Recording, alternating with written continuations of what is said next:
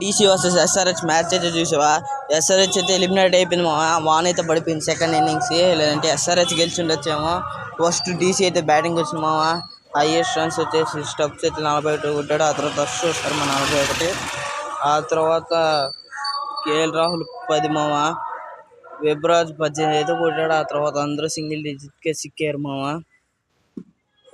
Bat Cummins 3 వికెట్లు, Jansen 1 wicket, Malinga 1 wicket, Axar Patel 1 wicket అయితే తీసుకున్నారు మామ. ఈ మ్యాచ్ అయితే ముగిసింది. ఇప్పుడు మ్యాచ్ అయితే మాట్లాడుకుందాం. ఇప్పుడైతే మ్యాచ్ పాయింట్ అయితే జీటీ వర్సెస్ ఎంఐ మ్యాచ్ మామ. ఇదైతే ఇద్దరు టీంకి ఇంపార్టెంట్. టాప్ 1లో ఉండాలన్నా టాప్ 2లో ఉండాలన్నా ఇద్దరికైతే ఇంపార్టెంట్ మ్యాచ్ మామ. ఎవరు గెలిచినా ఇదైతే టాప్ 1 అయితే వెళ్తారు ఈరోజు అయితే. అదే మ్యాచ్ వీడియో నచ్చితే లైక్ అండ్ సబ్స్క్రైబ్ మామ. Please like and subscribe.